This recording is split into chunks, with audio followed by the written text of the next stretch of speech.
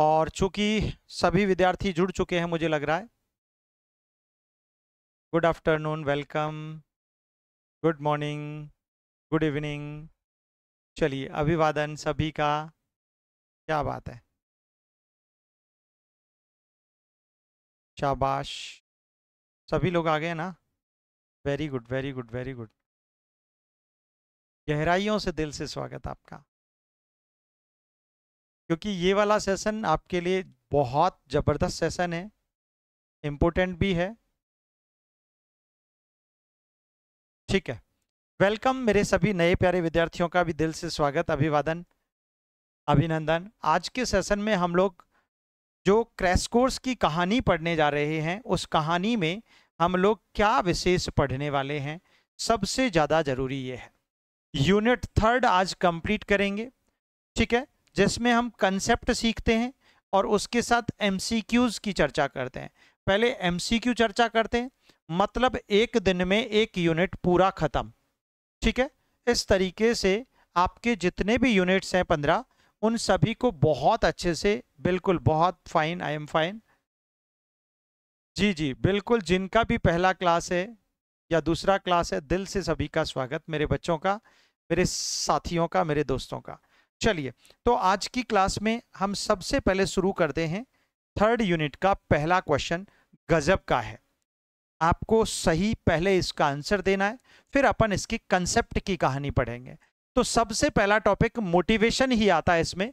Motivation is primarily, प्रेरणा मूलतः क्या है, बताओ। एक अच्छा प्रश्न बेटा। अगर हम मोटिवेशन की कहानी पढ़ते हैं तो मोटिवेशन जो वर्ड है वो इंग्लिश का वर्ड है, और इस इंग्लिश के वर्ड की जो उत्पत्ति है वो किससे होती है, मोटम से होती है, ठीक है ना। या ये लैटिन वर्ड है बेसिकली। इंग्लिश के मोटिवेशन शब्द की उत्पत्ति मोटम या मूवर से होती है, जिनका अर्थ होता है टू मूव, गति करना। क्या होता है, गति करना होता है। दैट्स वेरी इजी, आसान सा क्वेश्चन है। तो अब यहां पर जब टू मूव, गति करना होता है, तो एक बात खोपड़ी में सेट कर लो। मोटिवेशन सीधा सीधा सा इसका जो मीनिंग होता है, इसका जो अभिप्राय होता है, वो होता है गति करना, सक्रिय रहना, निरंतर जारी रहना, ठीक है ना, कार्य करते रहना, कार्य आरंभ करना। क्योंकि कार्टर वी गुड एक मनोविज्ञानी हुए, जिन्होंने कहा, मोटिवेशन के बारे में कहा कि अभिप्रेरणा किसी व्यक्ति के द्वारा कार्य को आरंभ करना, उसे शुरू करना, उसे लगातार जारी रखना और उसे कंट्रोल करना, नियंत्रित करने की प्रक्रिया का नाम अभिप्रेरणा है, प्रेरणा है। That's very simple. चलिए, तो उसकी संबंध में व्यवहार को प्रारंभ करना, दिशा और स्थायित्व देने वाली प्रक्रिया ही क्या कहलाती है बेटा, अभिप्रेरणा कहलाती है। अच्छा, केवल बुद्धि, भैया बुद्धि और अभिप्रेरणा में तो बहुत रात दिन का फर्क है। केवल पुरस्कार पर, ये तो स्किनर की बात है। सभी भावनाओं को समाप्त करना, ये तो बिल्कुल गलत बात है। चलिए, अब इसका पूरा कंसेप्ट सिखाते हैं आपको, ठीक है ना। क्या सिखाते हैं, कंसेप्ट। देखो बेटा, यहां पर प्रेरणा वह आंतरिक और बाह्य शक्ति है, लिख दिया है पूरा, आंतरिक और बाह्य शक्ति है जो व्यक्ति के व्यवहार को शुरू करती है, उसे दिशा देती है और लक्ष्य तक पहुंचने तक बनाए रखती है। बनाए रखना मतलब निरंतरता, इसमें निरंतरता का गुण होता है, इसमें दिशा वाला गुण आता है। यही इसकी मूल परिभाषा है, ये इसकी मोटिवेशन की मूल परिभाषा है। आपको याद होगा, मोटिवेशन को मैंने आपको सोपान भी पढ़ाए थे, मोटिवेशन के सोपान। और सोपानों की जब बात आती है तो 3 आपको याद रखने। पहला होता है नीड, आवश्यकता। दूसरा होता है आपका ड्राइव, चालक या अंतर्नोद या प्रेरक या फिर प्रेरक। और तीसरा होता है आपका इंसेंटिव, प्रोत्साहन या उद्दीपक। ये 3 होते हैं, हमेशा याद रखो। इनका क्रम भी यही होता है, need, plus D N plus D plus I is equal to motivation. तीनों का योगफल मोटिवेशन कहलाता है। ठीक है बेटा, ध्यान रखो। नीड क्या होती है? किसी चीज की कमी अथवा पूर्ति आवश्यकता है, जबकि ड्राइव हमारे अंदर उत्पन्न वे सभी उत्तेजनाएं जो हमें किसी कार्य को शुरू करने, उसे दिशा देने और उसे निरंतर बनाए रखने में और साथ में तनाव उत्पन्न करने में सहायक होते हैं। ठीक है ना, क्लियर बात है। और तीसरा होता है इंसेंटिव, प्रोत्साहन या उद्दीपक। ठीक है बेटा, बहुत बहुत मेरे प्यारे बच्चे, अच्छे से आप, सबसे ज्यादा आपको टेस्ट पेपर मारने हैं। कितने मारने? टेस्ट पेपर मारने हैं ढंग से। ठीक है ना, आज सभी को एक दूसरे का कमेंट दिख रहा है तो इसका मतलब एक दूसरे का रिप्लाई नहीं करें। जैसे ही आप कमेंट करेंगे तो मैं क्लास को वहीं पर स्टॉप कर दूंगा। इसीलिए फालतू कमेंट नहीं करना। इस क्लास में सिर्फ पढ़ने की क्लास है। कौन सी क्लास है बेटा? पढ़ने की क्लास है। ठीक है, इसलिए आप एक दूसरे का रिप्लाई मत करो। जिसको पढ़ना है वो अच्छे से पढ़ेगा, क्योंकि अब तो एग्जाम का सब कुछ फाइनल हो चुका है, आपके फॉर्म फिलिंग हो रहे हैं, तो कहाँ दिक्कत है। चलो पढ़ो। बी ऑप्शन, अच्छा हाँ, बी ऑप्शन है बुद्धि का मापन प्रेरणा कभी नहीं हो सकता। यह मूल्यांकन से जुड़ा कार्य है।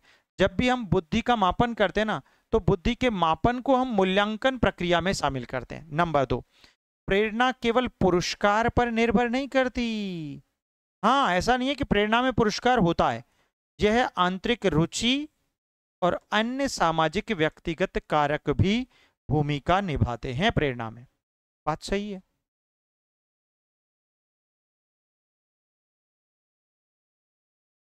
ठीक है ना, बिल्कुल परफेक्ट है।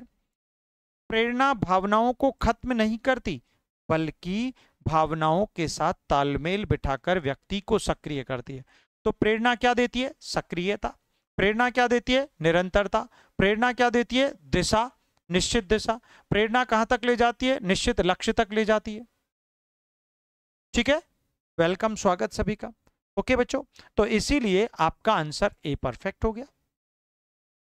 नेक्स्ट क्वेश्चन पढ़ो। देखो, अंतः प्रेरणा यानी intrinsic motivation is best seen when, कब सर्वाधिक दिखाई देती है? बताओ। विद्यार्थी दंड के भय से पढ़ता है। ठीक है, विद्यार्थी सीखने के आनंद और रुचि के कारण पढ़ता है, विद्यार्थी केवल अतिरिक्त अंक पाने के लिए काम करता है, विद्यार्थी आलोचना से बचने के लिए कार्य करता है। धमाका प्रश्न है, आपको बताना है।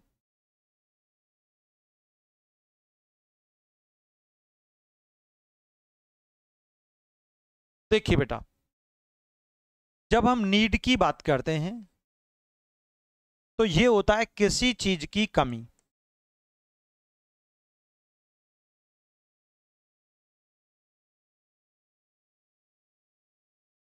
या अधिकता। ठीक है, नंबर 1 हो गया। नंबर 2 होता है बेटा ड्राइव, और ड्राइव हमेशा आंतरिक उत्तेजक होते हैं।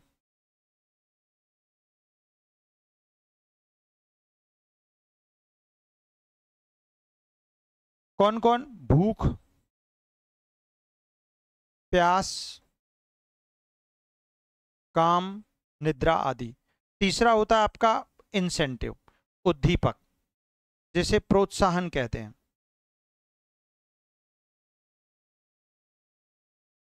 हिंदी वाला भी पूछता है इसमें। और प्रोत्साहन उद्दीपक का मतलब सभी भौतिक वस्तुएं।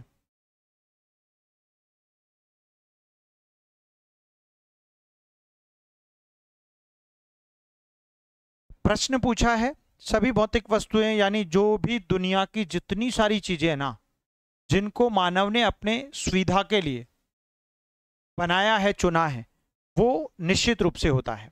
ठीक है ना, चलिए क्लियर है।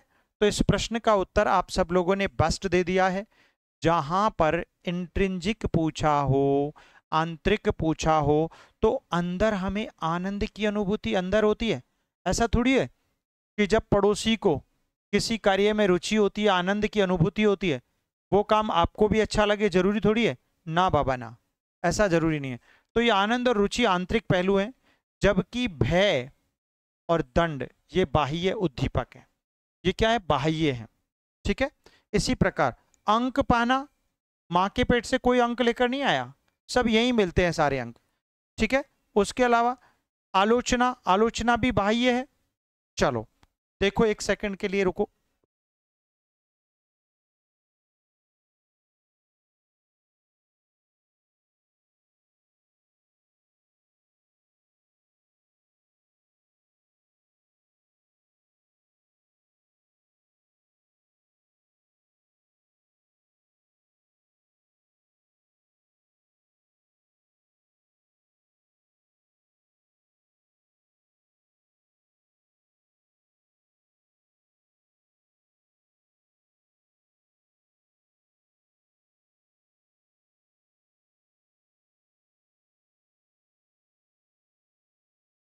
हाँ भाई।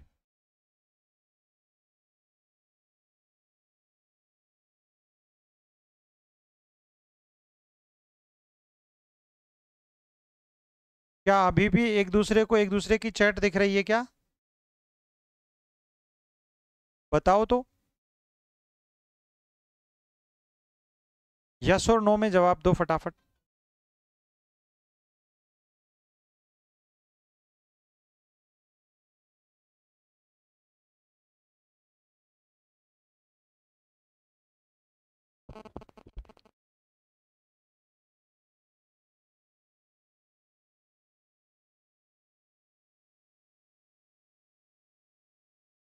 हाँ जी बोलिएगा।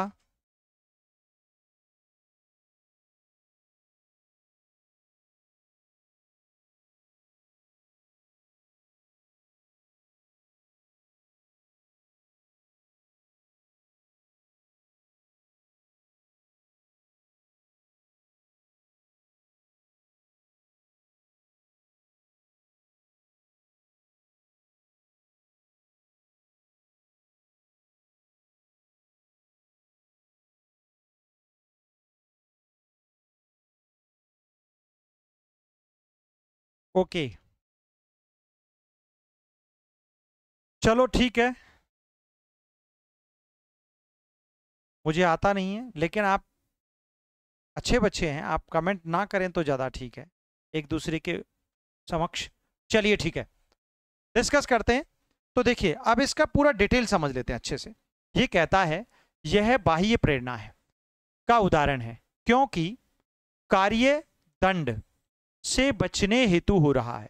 जो कार्य हो रहा है वो दंड से बचने के लिए हो रहा है ना, और दंड हमेशा बाह्य उद्दीपक है। ये बात हमें ध्यान रखनी चाहिए। क्लियर? देखो सही है। अंतः प्रेरणा तब होती है जब विद्यार्थी केवल सीखने के आनंद और आंतरिक रुचि से पढ़ता है, बाहरी इनाम की आवश्यकता नहीं होती उसको। ठीक है ना, बाहरी इनाम की जरूरत नहीं होती। यह भी बाह्य प्रेरणा है, क्योंकि अंक बाहरी प्रोत्साहन है। ठीक है। आलोचना से बचाव भी बाहरी दबाव है, क्योंकि अंत प्रेरणा नहीं है। अगला क्वेश्चन पढ़ो, फटाफट पढ़ो, जल्दी दे दो उत्तर, क्या होगा बेस्ट आंसर?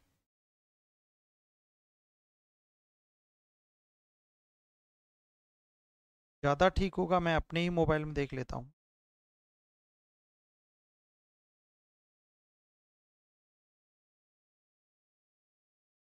हाँ भाई।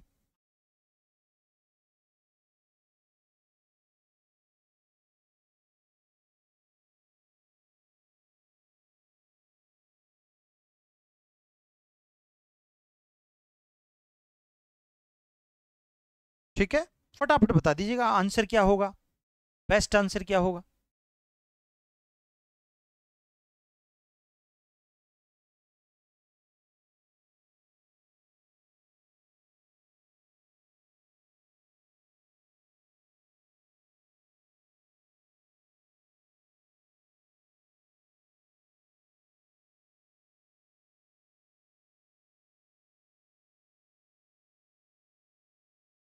ओके।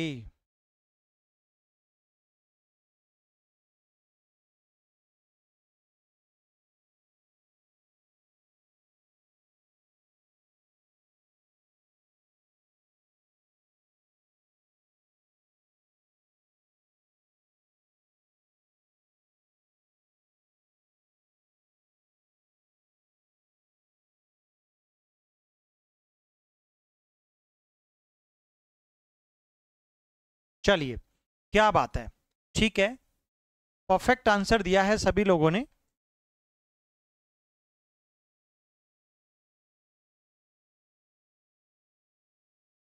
देखिएगा, होमोस्टेसिस इन मोटिवेशन मीन्स प्रेरणा में सम स्थिति का अर्थ क्या होता है? अनियमित तंत्रिकीय गतिविधि, आंतरिक असंतुलन को घटाने का प्रयास, केवल सामाजिक अनुकरण, या फिर केवल संज्ञानात्मक तर्क। क्या बात है, हमारे सभी मित्रों ने धमाका उत्तर दे दिया है। क्या बात है भाई, बहुत बढ़िया बात है, ठीक है ना, शाबाश, ब्रिलियंट, परफेक्ट आंसर दिया है सभी ने। देख लेते हैं भैया किस किस का सही उत्तर है, अभी कंफर्म किए देते हैं, ठीक है ना, क्लियर कट बात है। सम स्थिति का सीधा सीधा सा संबंध। क्या बात है, बहुत सारे विद्यार्थियों ने उल्टा पुल्टा आंसर दिया है, कुछ लोग सी दे रहे हैं, कुछ लोग ए भी दे रहे हैं। यार सिंपल सी बात है, होम्योस्टेसिस इन मोटिवेशन मीन्स, सीधी सी बात है, अनियमित तंत्रिकीय गतिविधि तो होगी नहीं, ठीक है ना, आंतरिक असंतुलन को घटाने का प्रयास। यार एक बात बताओ, होम्योस्टेसिस का सीधा सीधा सा, होम्योस्टेसिस का सीधा मतलब होता है, अरे हमारे अंदर जो हमारे उत्तेजना और उद्दीपक के बीच जो तनाव उत्पन्न होता है ना, उसको, उस असंतुलित तनाव को कम करने के लिए, घटाने के लिए हम लोग होम्योस्टेसिस का यूज करते हैं अभिप्रेरणा के अंतर्गत। तो ये बात 100% सही है। केवल सामाजिक अनुकरण नहीं, केवल संज्ञानात्मक तर्क बिल्कुल नहीं। देखिएगा, आंसर खोलकर पढ़ लेते हैं अच्छे से, शानदार तरीके से समझ लो। सम स्थिति का अर्थ है कि जब शरीर में भूख, प्यास या अन्य असंतुलित उत्पन्न होता है तो व्यक्ति उसे घटाने के लिए प्रेरित होता है, यानी कि ड्राइव द्वारा उत्पन्न उत्पन्न तनाव को कम करने या समाप्त करने हेतु प्रयास जो किया जाता है, अपनी भूख, प्यास, निद्रा, काम, मैथुन को, जो कई बार क्या होता है, एक एग्जांपल से सिखाता हूं। एक दिन एक बच्चे को भूख लगी होती है, तो भूख लगते ही भूख रूपी जो अंदर का जो ड्राइवर है ना, जो चालक है, उसे प्रेरणा देता है, उसके शरीर रूपी साधन को चलाता है और चला करके उसे धक्का देता है कि चल भोजन के पास, लेकिन भोजन नहीं मिलता। तो ऐसी सिचुएशन में क्या होता है, वह तनावग्रस्त हो जाता है, प्रॉब्लम में आ जाता है, और ऐसी स्थिति में उस तनाव को कम करने के लिए वह भोजन की तलाश तब तक जारी रखता है, उसका अंदर का जो उत्तेजक है ना बेटा, वो तब तक उसे धक्का देता है, तब तक उसे मोटिवेट करता है, जब तक उस तनाव रूपी उस चालक को वह कम नहीं कर ले। तो वही कहलाती है होम्योस्टेसिस, सम स्थिति का मीनिंग, ठीक है ना। अनियमित तंत्रिकीय गतिविधि प्रेरणा का आधार नहीं होती कभी भी, ये तो जैविक आधार है। सामाजिक अनुकरण प्रेरणा की व्याख्या नहीं करता, यह सामाजिक सीख से जुड़ा होता है। ये तो बांडुरा से जुड़ा है ना भाई, ये तो सिंपल बात है। सामाजिक अनुकरण की बात बांडुरा करते हैं। केवल तर्क से प्रेरणा को समझाना अधूरा है, क्योंकि इसमें जैविक आवश्यकताओं का पक्ष शामिल नहीं है, ठीक है। जबकि तर्क में अगर होता तो ये भी सही हो सकता था, इसलिए गलत आंसर हो गया है। अगला प्रश्न पढ़ो बेटा, गजब का प्रश्न है। कौन सा सिद्धांत प्रेरणा को ड्राइव रिडक्शन से समझाता है? हल्का ड्राइव, मैस्लो का आवश्यकता, मैक्लीलैंड का आवश्यकता सिद्धांत, हर्जबर्ग का द्विकारक सिद्धांत। जल्दी आंसर दे दो, मैं आता हूं।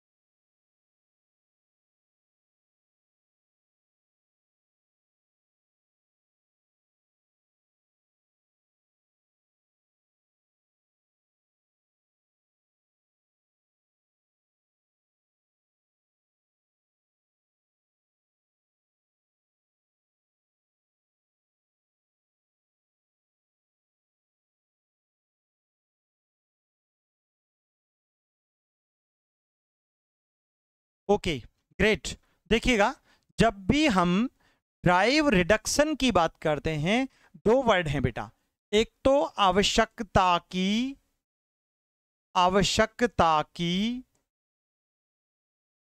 कमी अथवा अधिकता, जिसे हम कहते हैं चालक न्यूनता। दूसरे शब्दों में कहते हैं बेटा चालक न्यूनता। ये चालक कौन है? ड्राइव है आपका। ये चालक ड्राइव रहता है, जिसको हम कहते हैं भूख प्यास निद्रा काम मैथुन। ये कब न्यून होता है, कब कमजोर पड़ता है, कब शांत होता है? जब आपकी भूख मिट जाती है, जब प्यासे को पानी मिल जाता है। तो ऐसी सिचुएशन में दिमाग लगाना है। 1915 में 1915 में सीएल हल ने ये थ्योरी दी थी। सीएल हल ने, ये क्लार्क एल हल इनका पूरा नाम है, इन्होंने ये थ्योरी दी थी, इसलिए इसका नाम हल्स ड्राइव थ्योरी बन जाएगा। बेटा मैस्लो का आवश्यकता सिद्धांत, इसमें 5 आवश्यकताएं बताई थी इन्होंने। तो कितनी आवश्यकताएं बताई थी? 5 आवश्यकताएं, जिसमें पहली दैहिक और शारीरिक थी, दूसरी सुरक्षा थी, तीसरी प्रेम और स्नेह थी, चौथी सामाजिक थी, और 5वीं आत्मसिद्धि सेल्फ एक्चुअलाइजेशन थी। दैट्स वेरी इजी बेटा। अच्छा, मैक्लीलैंड का आवश्यकता, आपको पता है मैक्लीलैंड, डेविड सी मैक्लीलैंड अमेरिका के थे, बहुत अच्छे से जानते हैं आप लोग। इन्होंने 3 प्रमुख आवश्यकताओं की बात की थी, 3 प्रमुख आवश्यकताएं बताई थी। 3 प्रमुख आवश्यकताएं कौन कौन सी बताई थी? उपलब्धि अभिप्रेरणा, शक्ति अभिप्रेरणा और संबंध अभिप्रेरणा। भूलना नहीं, खोपड़ी में सेट कर लेना, ठीक है ना? मैं लिख देता हूं, उपलब्धि पहली, दूसरी शक्ति और तीसरी संबंध। ये सबसे धमाका प्रश्न है बेटा, पूरा खोल दिया है। और हर्ज़बर्ग के द्विकारक सिद्धांत में 2 कारक हैं। एक तो पहला है ना हाइजीन फैक्टर, यानी स्वच्छता कारक,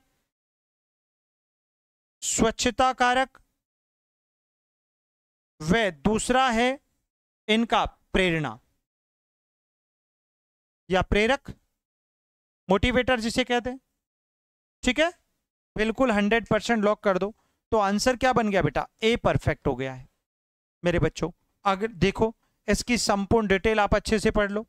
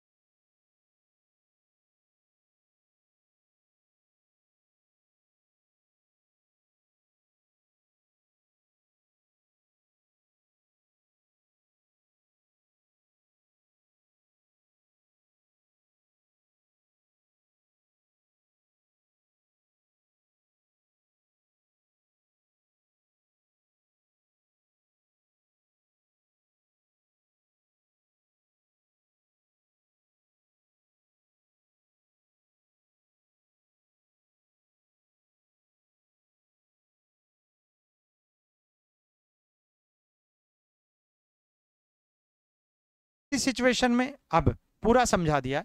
हल के अनुसार जब शरीर में कमी होती है ना, जैसे भूख की प्यास की, तो ड्राइव बनती है और उसे घटाने के लिए व्यक्ति क्या करता है? सक्रिय होता है। उसे ही तो कहते हैं, ठीक है ना? चलिए, मैस्लो का अनुक्रम आवश्यकताओं की श्रेणीकरण पर आधारित है। अगर प्रश्न पूछ ले, ड्राइव पर नहीं भैया। मैक्लीलैंड की सिद्धांत में 3 अधिगमित आवश्यकताएं, सिद्धि, सत्ता और संबंध। ठीक है ना, यह भी बता दिया मैंने। हर्ज़बर्ग के सिद्धांत में कार्य संतोष और असंतोष को समझाता है, जैविक ड्राइव नहीं। ठीक है ना, संतोष और असंतोष की बात यहां पर की गई है, बिल्कुल परफेक्ट है। जैसे स्वच्छता कारक और हम प्रेरणा के नाम से जानते हैं। क्लियर? चलो बेटा, सबका क्लियर हो गया? आंसर ए कर दो बेटा।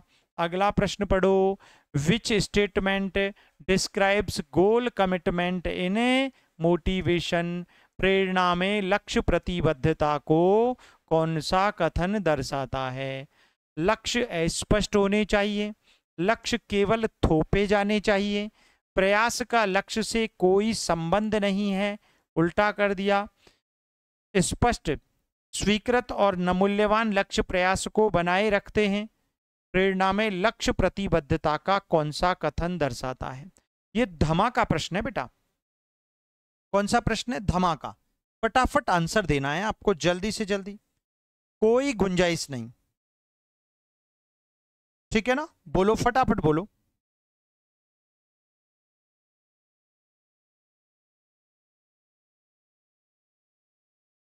शाबाश, क्या बात है। बहुत सारे विद्यार्थी जो मर्जी आए उत्तर देते हैं, कितने महान है मेरे प्यारे बच्चे। भाई आंसर तो डी होगा, तुम लोग ए और डी ये क्या दे रहे हो? हाँ परफेक्ट है। लक्ष्य अस्पष्ट होने चाहिए, अस्पष्ट होगा तो लक्ष्य के प्रति प्रतिबद्ध कहां हुए आप? गोल कमिटमेंट कहां हुआ आपका? प्रयास का लक्ष्य कोई संबंध नहीं है भैया, प्रयास से ही तो लक्ष्य मिलता है, उल्टा कर दिया, सरल ऑप्शन बना दिया, इतना सरल। हाँ स्पष्ट होना चाहिए लक्ष्य, स्वीकृत होना चाहिए, यानी जो आप चाहते हैं ना वही होना चाहिए भाई, ऐसे नहीं काम चलेगा, ठीक है ना? मूल्यवान होना चाहिए, हाँ कीमती तो होना ही चाहिए। उसके अलावा लक्ष्य प्रयास को बनाए रखता है 100%, तो आंसर क्या करना है? डी करना है। बोलो, अस्पष्ट लक्ष्य प्रेरणा को क्या करते हैं? घटाते हैं। अरे एक बात बताओ, मैं आपको कह रहा हूं बेटा आपको तो बस आगे सीधे चलते जाना है, लेकिन आपको ये मैंने बताया नहीं कि जाना कहाँ है। जब तुम्हारा कोई लक्ष्य ही नहीं है, जब कोई डेस्टिनेशन ही नहीं है और तुम चले जा रहे हो, तो तुमको चलने में भी मजा नहीं आएगा, चलने में भी मजा नहीं आएगा। जैसे एग्जाम्पल, जैसे जब आपका एग्जाम निकट नहीं था, फॉर्म भरवाने की कोई गुंजाइश या कोई सिस्टम नहीं बैठ रहा था, तब तक भाई साहब बच्चे एक्टिव ही नहीं थे। और अब तो मैं फोन पिक करते करते थक रहा हूं पिछले कई दिनों से। जैसे ही फॉर्म का लिंक ओपन हुआ तो एस्टेट के बच्चों के फोन आ रहे, बहुत सारे बच्चों के, यूपी पीजीटी के बच्चों के फोन आ रहे। अरे भाई तुम तब से थे कहां? ये तो तय है कि भारतवर्ष में शिक्षक भर्तियों का जो पिटारा है ना वो बहुत ज्यादा है और जीवन भर चलता रहेगा। क्यों चलता रहेगा? क्योंकि टीचर्स की नीड होगी भाई, टीचर्स की नीड होगी। टीचर्स की क्या होगी? नीड होगी। और ऐसी सिचुएशन में क्या होगा? गड़बड़ी गड़बड़ होगा। इसीलिए ये बातें आपको ध्यान देनी चाहिए, ठीक है ना? क्लियर है?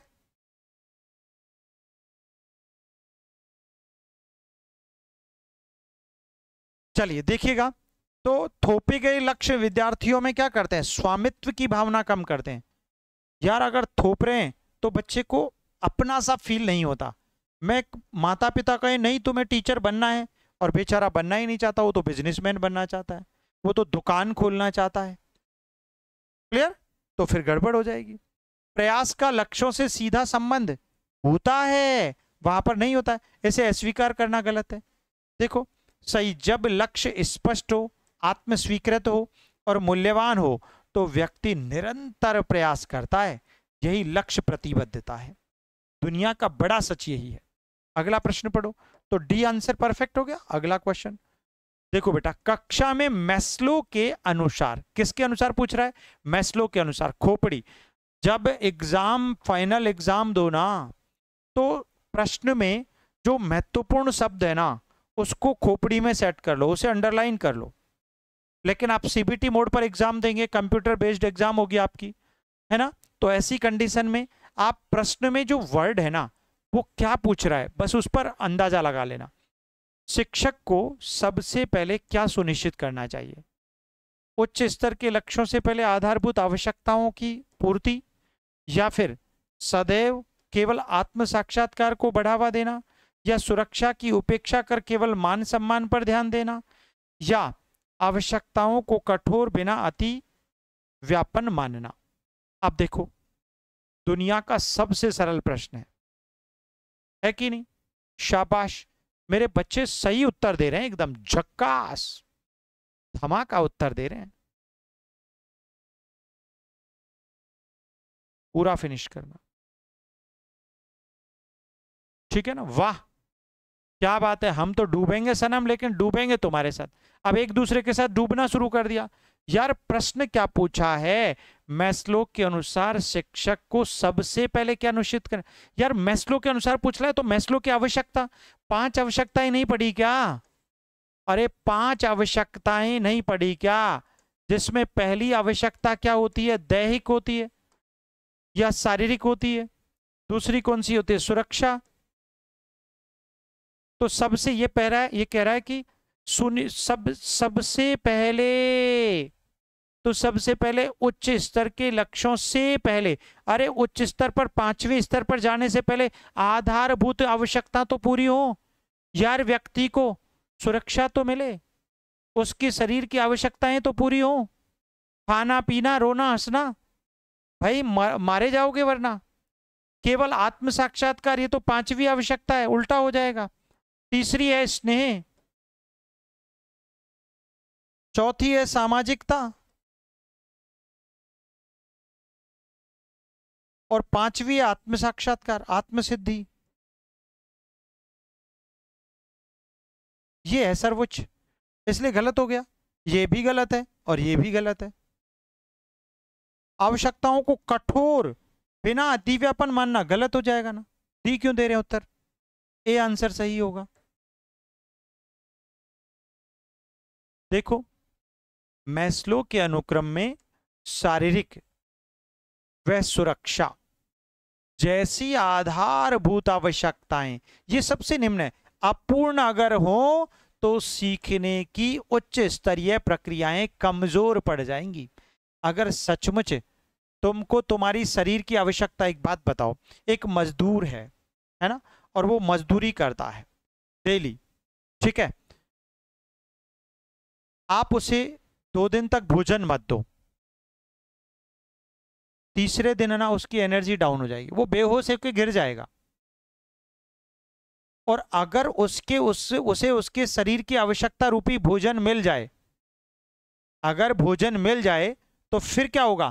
फिर तो वो गति कर जाएगा ना, धमाका। वही चीज आपके साथ भी है। तो विद्यालय में पोषण, विश्राम, सुरक्षा, स्वीकार्यता, पूर्वानुमेय दिनचर्या सुनिश्चित करने पर ही विद्यार्थी ध्यान, प्रेरणा और रचनात्मकता दिखाते हैं। सच बात है, आजकल कुछ बच्चे तो मिड डे मील का भोजन करने के लिए स्कूल जाते हैं, ठीक है ना? That's very easy. आत्म साक्षात्कार तो सर्वोच्च लक्ष्य है, पर आधारभूत आवश्यकताओं की अनदेखी करने पर यह बेकार है, इसका कोई औचित्य नहीं है।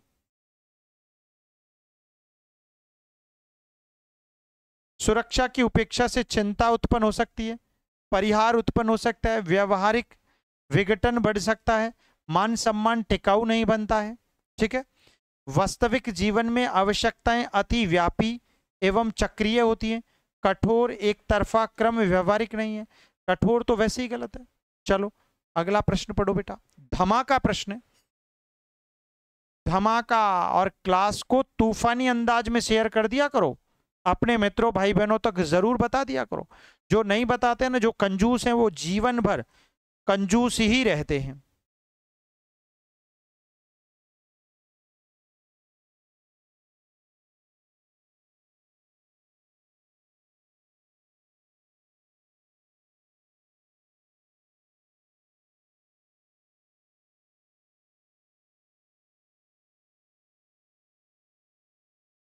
देखो माय डियर, हर्ज वर्ग के अनुसार वेतन बढ़ा पर संतोष नहीं बढ़ा। क्यों? प्रेरक तत्वों में बड़ा सुधार, स्वच्छता कारकों ने असंतोष घटाया, असंतोष नहीं बढ़ाया, दंड विकास का स्रोत है, वेतन शुद्ध प्रेरक है। भाई गजब का क्वेश्चन है ना, आपको बहुत अच्छे से पढ़ाया था हम लोगों ने। जल्दी बता दो फटाफट आंसर क्या दिया है।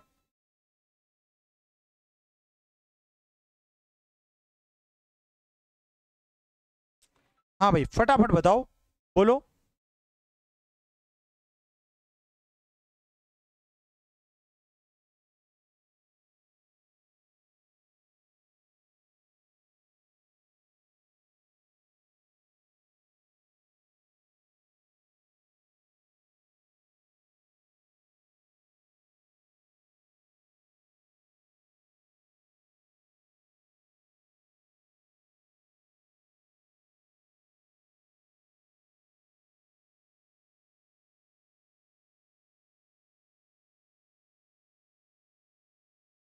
हाँ भाई देखिएगा, तो ऐसी सिचुएशन में क्या होगा बेस्ट और राइट आंसर?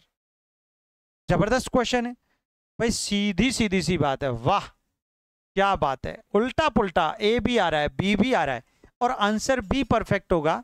सीधी सी बात है, ये जो स्वच्छता हाइजीन फैक्टर जो होता है ना, हाइजीन रिड्यूस्ड डिससेटिस्फैक्शन, स्वच्छता कारक ने असंतोष को तो घटा दिया लेकिन संतोष नहीं बढ़ाया, मतलब वेतन नहीं बढ़ाया।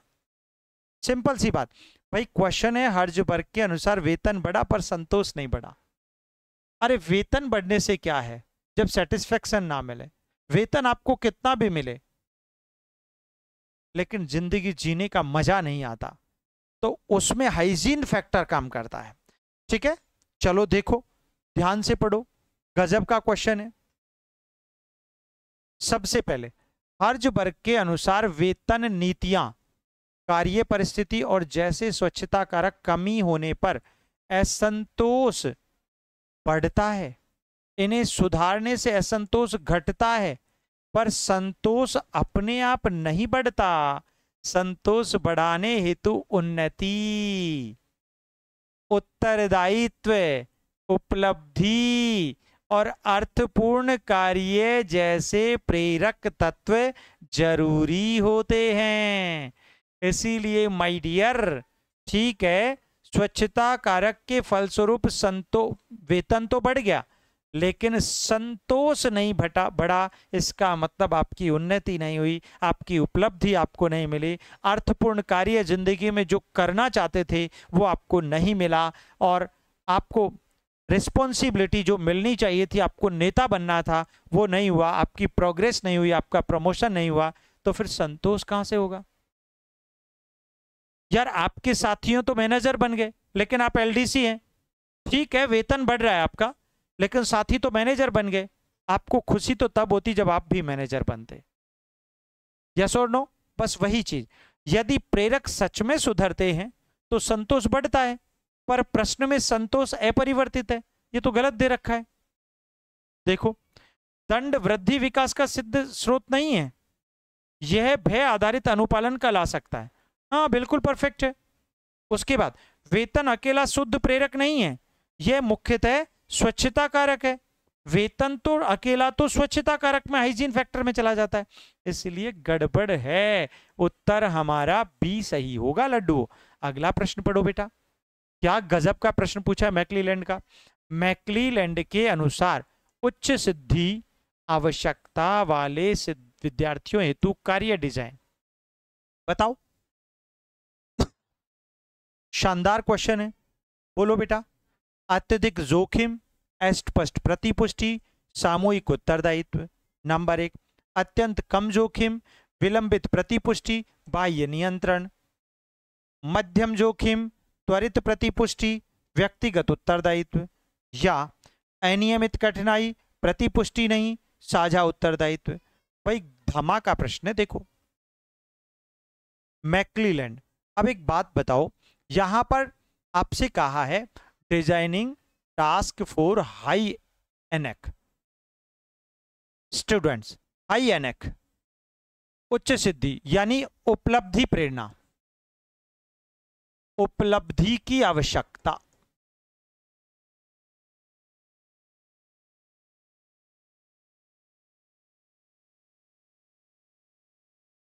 एनएक कहलाती है, नीड अचीवमेंट, ठीक है ना, नीड अचीवमेंट कहलाती। बताओ, तीन ही तो बताई थी, तीन आवश्यकता, पहली, दूसरी कौन सी बताई, शक्ति पावर, और तीसरी कौन सी बताई, संबंध।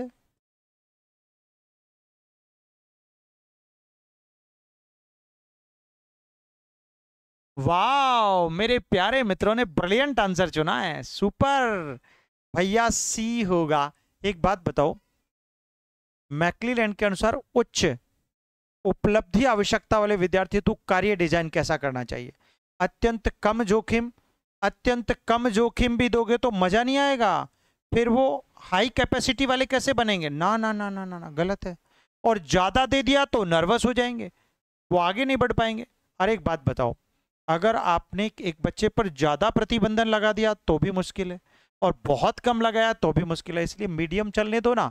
तो भैया मध्यम जोखिम, ठीक है, त्वरित प्रतिपुष्टि। अगर जैसे ही उसने आपका कोई टास्क किया, आपका कोई कार्य किया, तुरंत उसे प्रतिपुष्टि दे दो, शाबाश बेटा, शाबाश कह दो, है ना। और व्यक्तिगत उत्तरदायित्व, और उसे पर्सनल जरूर दो। तो आंसर हमारा क्या हो जाएगा बेटा? सी परफेक्ट हो जाएगा। बाकी अनियमित तो गलत हो जाएगा, कम जोखिम गलत हो गया, अत्यधिक जोखिम भी गलत हो गया, अस्पष्ट यार ये पता ही नहीं है उसको। और यहां पर विलंबित बाद में दे रहे हो। भाई मेरे प्रश्न का उत्तर किसी बच्चे ने अभी दे दिया और मैं उसको 2 दिन बाद शाबाश कह रहा हूं, तो उसका औचित्य खत्म हो जाएगा।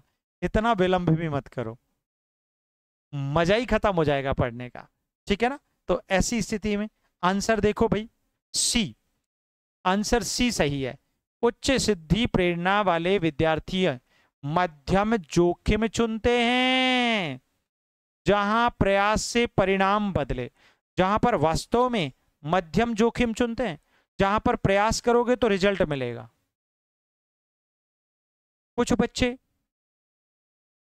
टारगेट चुन लिया, टीचर बनना है, बहुत ऊंचा टारगेट है और इतनी कैपेसिटीज ही नहीं है, जबरदस्ती मेरे पास फोन कर रहे हैं, सर क्या करूं, चिंता हो रही है, टेंशन हो रही है, एग्जाम आ गया सर पे। अरे तो तुम कर क्या रहे थे तब तक? इससे पहले आप कर क्या रहे थे? गलत है। तो मध्यम, ठीक है ना। हाँ, त्वरित प्रतिपुष्टि चाहते हैं, स्वयं समायोजन हेतु, मतलब काम सही करते ही उसके तुरंत बाद उनको फीडबैक मिलना चाहिए, वरना मायूस हो जाएंगे, नर्वस हो जाएंगे। ये तो दुनिया के सिद्धांत है यार। एक बच्चे ने आपको पानी का गिलास दिया, उसी समय तुरंत चॉकलेट दो ना, तो बच्चा बहुत एक्टिव हो जाएगा, सक्रिय रूप से कार्य करेगा, ठीक है। और व्यक्तिगत उत्तरदायित्व तो लेते हैं, स्वयं अधिकार व नियंत्रण का अनुभव, हाँ ठीक है। चलो, अत्यधिक जोखिम पर परिणाम भाग्य निर्भर लगता है, ज्यादा जोखिम पर तो भैया ज्यादा रिस्क लोगे ना जिंदगी में, तो पता नहीं रिजल्ट कैसा रहेगा। इसलिए नो रिस्क, खतरनाक वाली नहीं। अस्पष्ट प्रतिपुष्टि से कौशल सीख बाधित होती है। और आप किसी बच्चे को, किसी ने बहुत अच्छा किया और उसे कोई रीइंफोर्स ही नहीं कर रहे हो, पुनर्बलन ही नहीं दे रहे हो, तो फिर वो भी गलत हो जाएगा। अत्यंत कम जोखिम से चुनौती प्रवाह अवस्था नहीं बनती। यार एक बात बताओ, जब कोई चैलेंज ही नहीं देगा तुमको, तो फिर उस जीने में मजा ही नहीं है। इसलिए चैलेंज तो हमेशा स्वीकार किया करो, इसलिए चैलेंज जरूरी है, ठीक है। लेकिन विलंबित प्रतिपुष्टि सीख धीमी कर देती है, देर से दिया गया पुनर्बलन खेल खराब कर देगा। अनियमित कठिनाई व प्रतिपुष्टि शून्यता कौशल निर्माण व आत्म प्रभावकारिता घटाती है, ये भी गड़बड़ हो जाएगा, ठीक है बेटा। चलो नेक्स्ट क्वेश्चन, व्रूम का अपेक्षा सिद्धांत, वाह क्या थ्योरी। व्रूम्स एक्सपेक्टेंसी विच सिनेरियो यील्ड्स लोवेस्ट मोटिवेशन, किस दशा में न्यूनतम प्रेरणा होगी, बताओ भाई।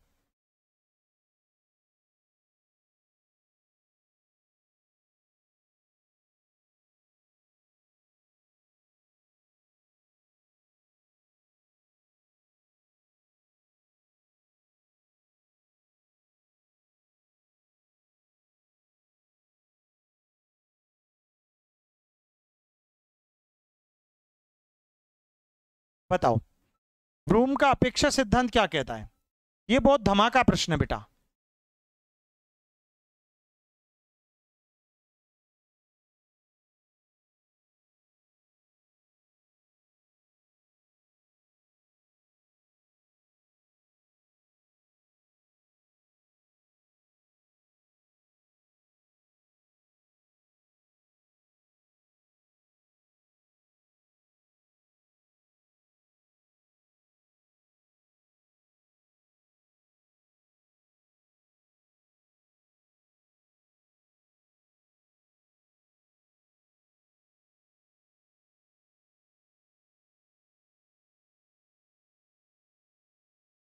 गजब का क्वेश्चन है, बहुत धमाका प्रश्न है।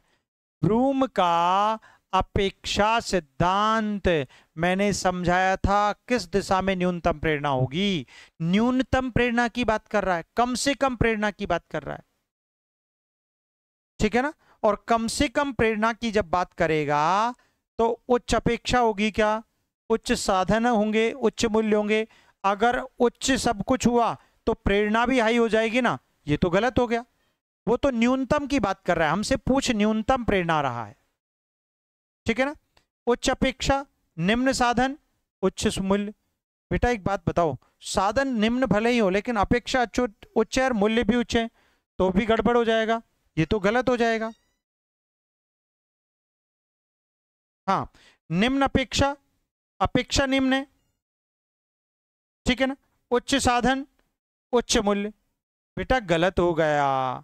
एक बात बताओ, अब निम्न अपेक्षा अगर होगी तो फिर न्यूनतम प्रेरणा, प्रेरणा ही शून्य हो जाएगी। अरे भाई अपेक्षा भी लगभग शून्य हो, साधन उसके उच्च होनी चाहिए, संसाधन उच्च होनी चाहिए, है ना। और मूल्य तो हमेशा, साधन और मूल्य तो ऑलवेज उच्च होनी चाहिए, ठीक है, तब जाकर न्यूनतम प्रेरणा होगी। आंसर डी सही होगा। ब्रूम के गुणात्मक तर्क में प्रेरणा, अपेक्षा, साधनत्व, मूल्य।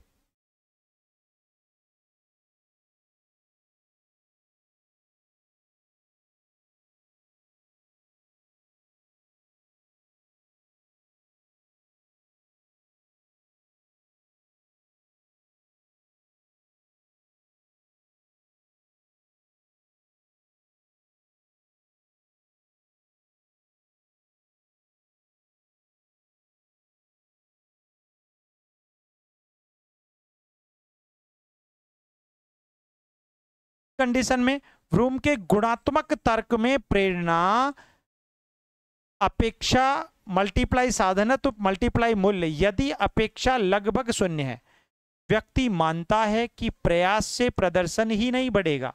व्यक्ति ने ऐसा मान लिया कि वो प्रयास कितना भी कर ले उसकी परफॉर्मेंस नहीं बढ़ेगी, तो फिर प्रेरणा क्या हो जाएगी, शून्य हो जाएगी, न्यून हो जाएगी, ठीक है। तो अन्य कारक उच्च होने पर भी गुणनफल लगभग शून्य अर्थात प्रेरणा न्यूनतम होगी। यार तुमने, मेरे कुछ बच्चे, बहुत सारे बच्चे हैं जिनको मैं भाई साहब फोन पे भी बात करता हूं ना, उनको खूब मोटिवेशन करता हूं, खूब धमाका मोटिवेशन देता हूं, लेकिन कोई फर्क नहीं पड़ता। अब मैं चाहे कितना भी खतरनाक मैटर दे दूं पढ़ाने का, है ना, कितने भी साधन बेहतर दे दूं, लेकिन जिसने सोच लिया सर मेरा कुछ नहीं होगा, मेरा कुछ नहीं होगा, तो भैया उनका रिजल्ट भी कुछ नहीं होगा। इसलिए बी नोटेड योर माइंड, अपेक्षा तो हाई रखो बेटा, होगा जो देखा जाएगा। इसलिए मेरे मित्रों बी नोटेड योर माइंड, जो कह रहा हूं उसको ध्यान से सुन लो।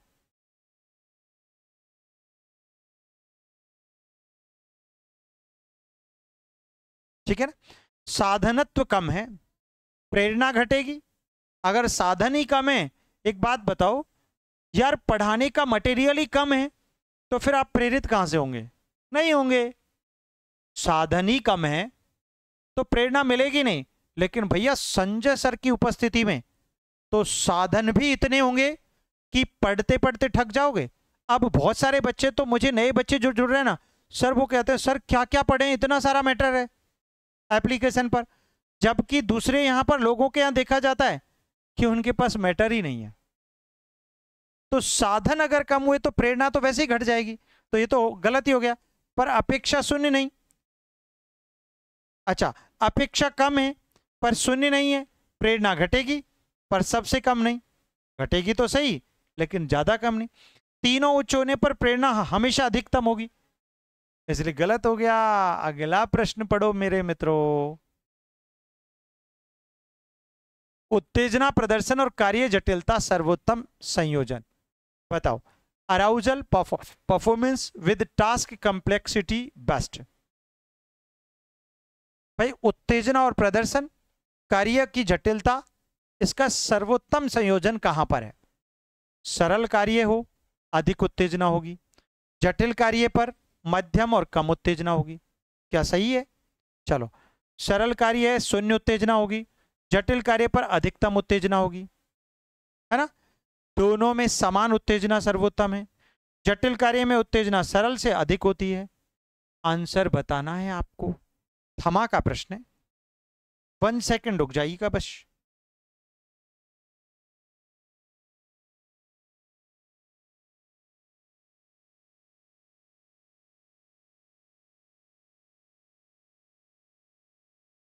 हाँ सर, हमें भी मोटिवेशन मिलता है। ठीक है, बहुत बहुत गुड इवनिंग, वेलकम, स्वागत, अभिवादन। जल्दी जल्दी बताओ बेटा।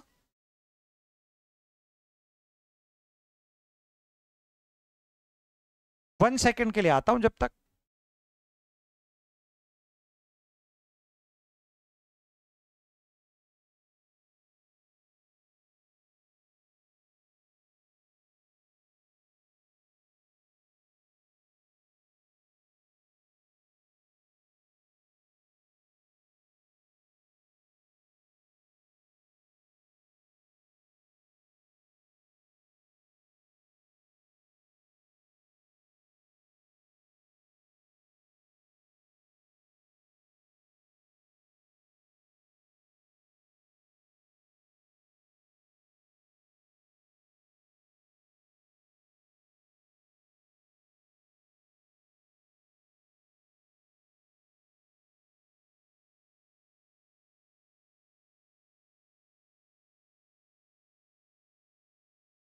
शाबाश।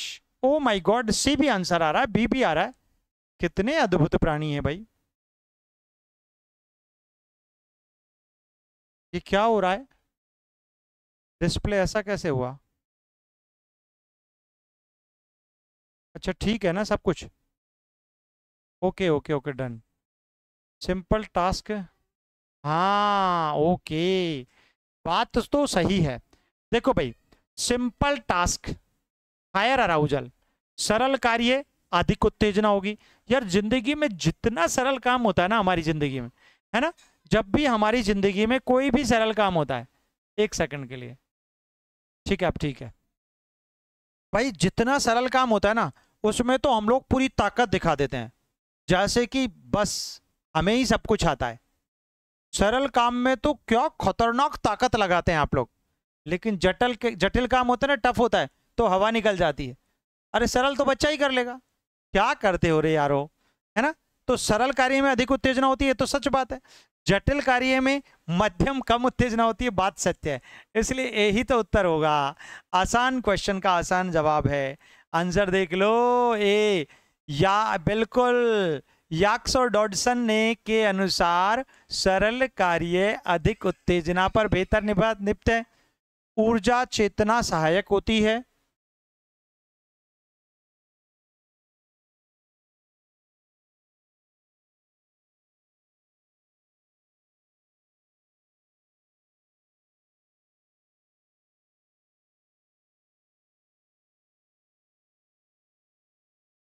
देखो, तो याक्स और डॉडसन के अनुसार सरल कार्य अधिक उत्तेजना पर बेहतर निभाता है।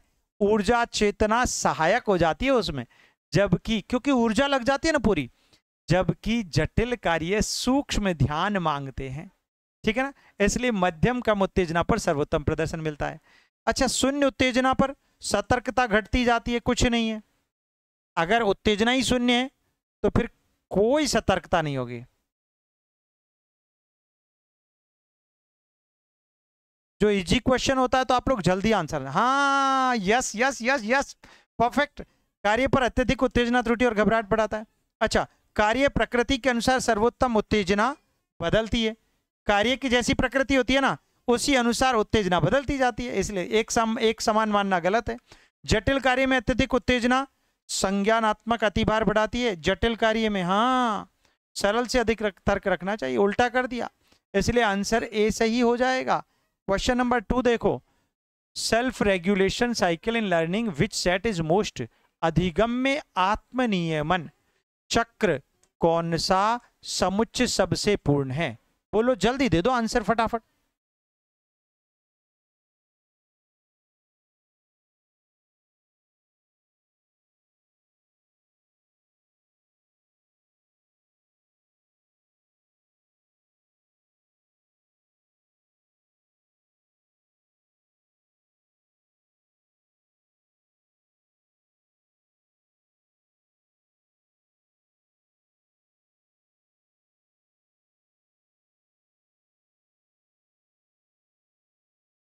देखो बेटा, तो अधिगम में आत्मनियमन चक्र पूछा है, सेल्फ रेगुलेशन साइकिल पूछता है। बताओ, अरे भैया लक्ष्य बनाओ, अधिक मेहनत करो, उत्सव मनाओ, या लक्ष्य निर्धारित करो, आत्मनिगरानी करो, है ना, स्ट्रेटजी एडजस्ट करो, वो सेल्फ मॉनिटर करो, मॉनिटरिंग करो, और फिर स्ट्रेटजी एडजस्ट करो, और फिर क्या, रणनीति समायोजन करो और आत्म मूल्यांकन करो, या फिर निगरानी करो।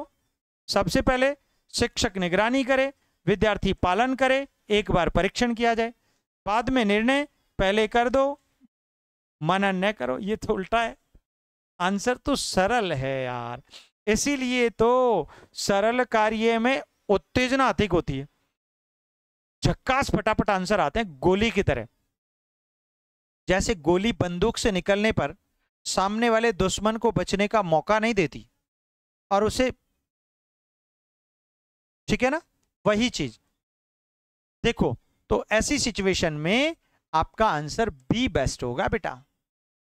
लक्ष्य निर्धारित, सबसे पहले गोल सेट करो।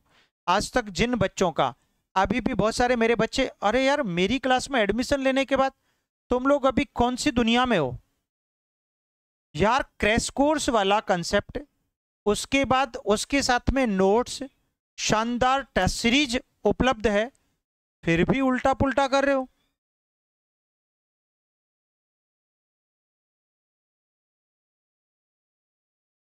टेस्ट सीरीज दो, एक एक पेपर को 3-3 4-4 बार मारो, स्वयं का मूल्यांकन करो और आगे बढ़ो बेटा, तब जाकर जीवन सफल होगा।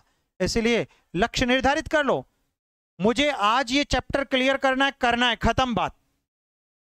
लक्ष्य बना लो, आत्मनिगरानी और सेल्फ मॉनिटरिंग, मुझे इस चैप्टर में ये क्वेश्चन नहीं आता, ये वाला आता है, ये नहीं आता, इसको ऐसे समझना है, इसको वीडियो देखकर समझना है। निगरानी, ठीक है ना, रणनीति सेट करो, समायोजन, हाँ यार ये सुनकर पढ़ना है, ये देखकर पढ़ना है, ये करके पढ़ना है, करके सीखना है। स्ट्रेटजी डिफाइन कर लो, सबका समायोजन कर लो, और फिर आत्म मूल्यांकन करो लास्ट में कि I am the success, I will win the race, मैं रेस जीत जाऊंगा। This is the conclusion. यही तो है बेटा अधिगम में आत्मनियमन चक्र, इसे ही कहते हैं बेटा।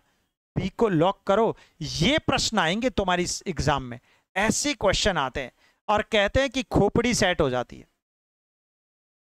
बताओ, इसमें मध्यवर्ती नियामक चरण अनुपस्थित है ना, नियामक चरण केवल प्रयास बढ़ाना है, पर्याप्त नहीं, गलत है। आत्मनियमन, नियमन का पूर्ण चक्र यही है, पहले लक्ष्य को निर्धारित, लक्ष्य निर्धारण से दिशा मिलती है, ठीक है, फिर आत्मनिगरानी से प्रगति का वास्तविक आकलन होता है कि आप सही रास्ते पर चल रहे हो कि नहीं चल रहे हो। उसके बाद रणनीति समायोजन से क्या होता है, पद्धति सुधरती है, स्टाइल सुधरता है, पढ़ने का तरीका सुधरता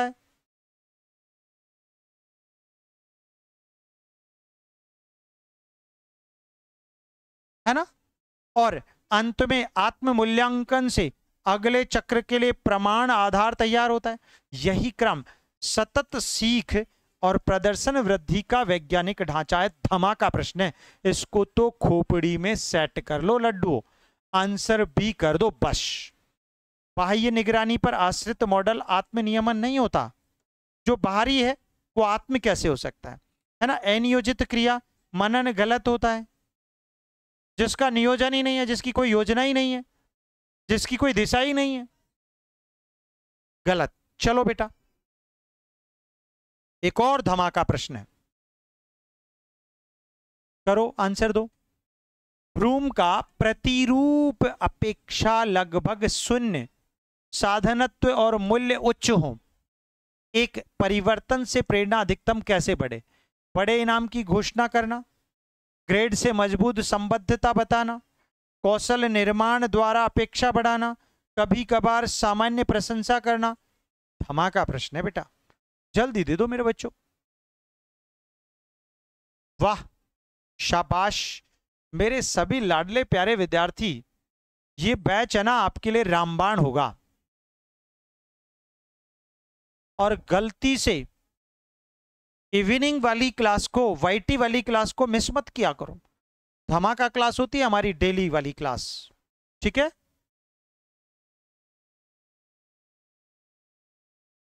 अरे उत्तेजना अराउजल थ्योरी याक्स और डॉडसन की है, पढ़ा रखा है आपको, सिंपल है। मैक्लेलैंड की पढ़ाई दी, मैस्लो की पढ़ाई दी, याक्स डॉडसन पढ़ा दिया, ब्रूम का अपेक्षा सिद्धांत पढ़ा दिया। जिन मित्रों ने इस बैच में अगर थ्योरी क्रैश कोर्स रामबाण क्लास है, हाँ, जो विद्यार्थी इसकी व्यापक थ्योरी पढ़ना चाहते हैं ना, तो बेटा उनको फुल वाला बैच लेना पड़ेगा। ये तो क्रैश कोर्स वाला बैच है, ये तो आपका एस्टेट तक चलेगा, बस कहानी खत्म, उसके बाद बंद है, ठीक है ना। तो बताओ, अरे भैया सी पर लॉक करो।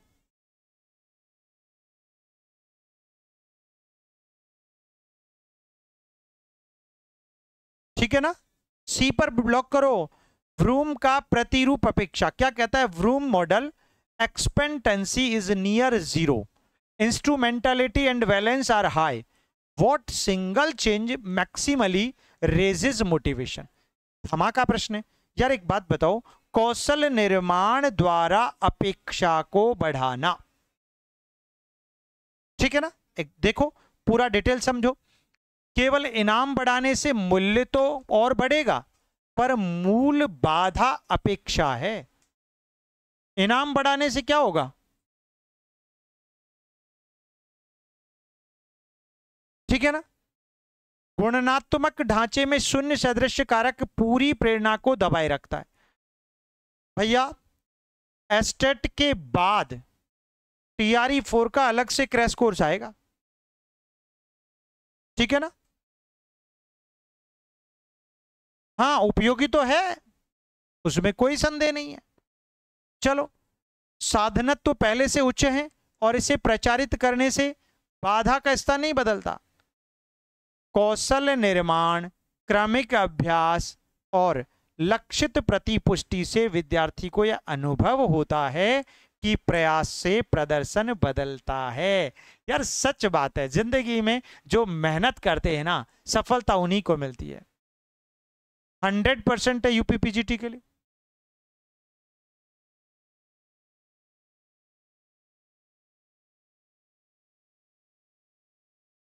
कमेंट करना शुरू कर दिया, क्लास बंद कर दूं? मतलब अभी मेरा मन नहीं है बंद करने का, और पढ़ाने का मन है। ये बाकी बातें बाद में करना आप लोग, ठीक है। चलो, सामान्य प्रशंसा का अल्पकालिक प्रभाव हो सकता है, हाँ थोड़ी देर के लिए हो सकती है, पर यह संरचनात्मक बाधा अपेक्षा न्यूनतम को नहीं घटाता, ठीक है। चलो बेटा, सी को लॉक करो। अगला क्वेश्चन, हर्ज़बर्ग के अनुसार शिक्षक कार्य विन्यास में कौन सा उपाय वास्तविक संतोष सबसे अधिक बढ़ाता है? जल्दी बताओ। Herzberg in teacher work design, which intervention most increases true satisfaction. Herzberg का पढ़ा दिया,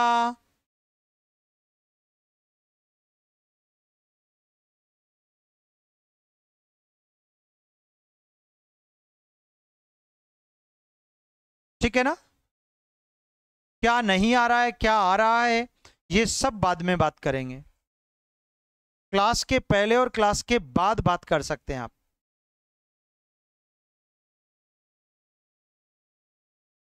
ठीक है बच्चों, ओके फ्रेंड्स। चलो बताओ, केवल वेतन बढ़ाना, अवकाश नियम सुधार, वातानुकूलित कक्षा उपलब्ध कराना, या फिर स्वायत्तता अर्थपूर्ण कार्य मान्यता। अरे यार, शिक्षक कार्य विन्यास में वास्तविक संतोष कौन देता है? 100% स्वायत्तता। यार ऐसी जगह हो जहां पर चवन्नी आपकी चलती हो, सिक्का आपका चलता हो। अर्थपूर्ण कार्य, यार कार्य के प्रति आपका सेटिस्फेक्शन होना चाहिए। यार हाँ, मैं जिंदगी में जो कर रहा हूं ना यार, उसका परिणाम तो मुझे मिलेगा। और भैया मान्यता, डिग्निटी मिलनी चाहिए, है ना, रिकॉग्निशन, पहचान हो उसमें आपकी। पूरे समुदाय में, समाज के आपका कोई नाम हो कि ये मिस्टर AK सिंह है, ठीक है। चलो तो डी को लॉक करके चलो आगे बढ़ो। शाबाश। वेतन स्वच्छता कारक है, अभी सेट कर लो खोपड़ी में, जो नहीं करेगा वो चला जाएगा। वेतन क्या है? स्वच्छता कारक, हाइजीन फैक्टर है। कमी होने पर असंतोष बढ़ता है, पर केवल इसे बढ़ाने से संतोष स्वतः नहीं बढ़ता। यह भी स्वच्छता कारक है, असंतोष घटेगा पर प्रेरक संतोष नहीं बढ़ेगा। बेहतर सुविधा असंतोष बढ़ाती है, जितनी ज्यादा सुविधाएं होंगी ना तुम्हारी लग्जरियस लाइफ होगी, असंतोष ज्यादा प्रदान करेगी, है ना। अरे भाई सबका तो बता दिया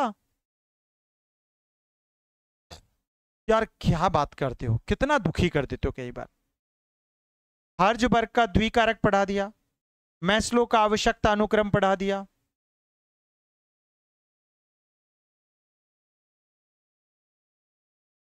ठीक है। मैक्लीलैंड का आवश्यकता 3 आवश्यकताएं बता दी। पता है आपको उपलब्धि पूछता है सीधा, शक्ति और संबंध डायरेक्ट पूछता है। ब्रूम का अपेक्षा सिद्धांत पढ़ा दिया। याक्स और डॉडसन का अराउजल थ्योरी, उत्तेजना सिद्धांत पढ़ा दिया। क्या बात करते हो, आज की क्लास में पूरा खल्लास कर दिया। तुम लोग ध्यान से पढ़ो तो सही, क्लास को दोबारा देखो, क्या समझाया।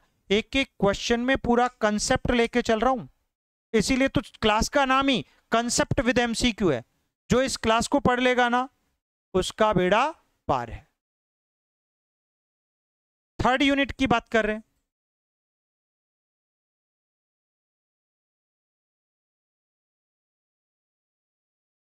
नहीं आपकी भी है बेटा, टेंशन नहीं करो, सबकी क्लास है ये। सिलेबस देखो उठा के, सब कुछ है आपके। स्वायत्तता है, अर्थपूर्ण उत्तरदायित्व और मान्यता प्रेरक तत्व हैं। ये तीनों प्रेरक तत्व हैं। आपसे पूछ ले प्रेरक तत्व कौन कौन से? स्वायत्तता है, अर्थपूर्ण उत्तरदायित्व और मान्यता है।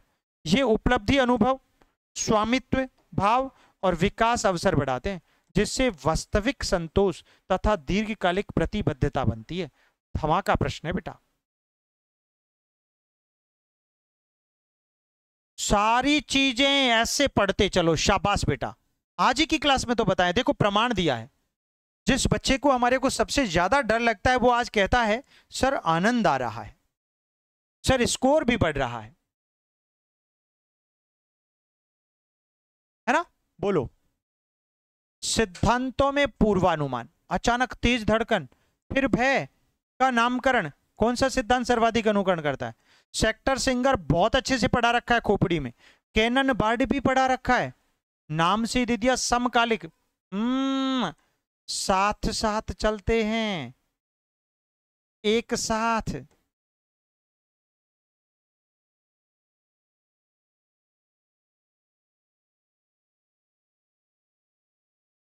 जेम्स लेंगे थ्योरी, पहले शरीर फिर अनुभूति, नामकरण गौण। केवल मूल्यांकन बिना उत्तेजना,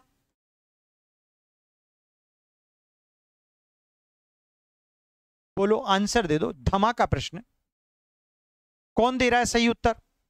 जल्दी दे दो बेटा, टाइम नहीं लगाना चाहिए बस। शाबाश।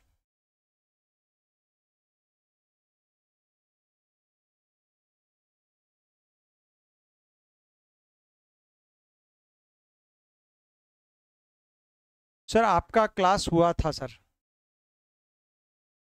नहीं आज नहीं हुआ था बेटा, वो वाला क्लास नहीं हुआ। इस पर ज्यादा फोकस करना है अभी के लिए, कुछ दिन के लिए। वो कभी कभी होगा भी, नहीं भी होगा तो उसकी चिंता मत करो। ये क्लास होनी चाहिए, जबरदस्त होनी चाहिए, टकाटक होनी चाहिए, ताकि खोपड़ी में पूरा सेटलमेंट सेट हो जाए। ठीक है ना? बताओ बेटा। अरे भाई अचानक तेज धड़कन फिर भय होना, ये तो सेक्टर सिंगर थ्योरी है ना। उत्तेजना और फिर संज्ञानात्मक नामकरण, उत्तेजना और संज्ञानात्मक नामकरण सेक्टर सिंगर थ्योरी है। जेम्स लेंगे में पहले शरीर और फिर अनुभूति होती है और फिर लास्ट में नामकरण होता है कि वो भालू को देखते ही। जेम्स लेंगे थ्योरी, भालू का एग्जांपल बताया था मैंने, याद कर लो, खोपड़ी में सेट कर लो, एनसीईआरटी में एज इट इज फॉर्म में दिया हुआ है, और इसमें एक साथ होता है दोनों, ठीक है, इसलिए आंसर ये करो। चलो, पहले शारीरिक उत्तेजना उत्पन्न होती है, तेज धड़कन जैसे, फिर व्यक्ति संदर्भ का मूल्यांकन करके कि वास्तव में क्या हुआ है, उसे भय का नाम देता है, हो डर जाता है ना। भावना इस संयुक्त प्रक्रिया से बनती है, और फिर भावना किससे बनती है, इस प्रक्रिया से। कैननबार्ड में यहां सिद्धांत के अनुसार शरीर परिवर्तन और भाव अनुभव साथ साथ होते हैं। खोपड़ी में सेट कर लो, इतनी बार सर्किल इसीलिए बना रहा हूं, ये जेम्स लेंगे थ्योरी है, ओ सॉरी कैननबार्ड, ये सेक्टर सिंगर। अब कहोगे सर याद बता दो किसका है, ये बता दिया ना, इसका वर्क भी, फंक्शन भी बता दिया, इसका वो भी बता दिया, थ्योरी भी बता दी, कैननबार्ड की थ्योरी है, ये जेम्स लेंगे थ्योरी है।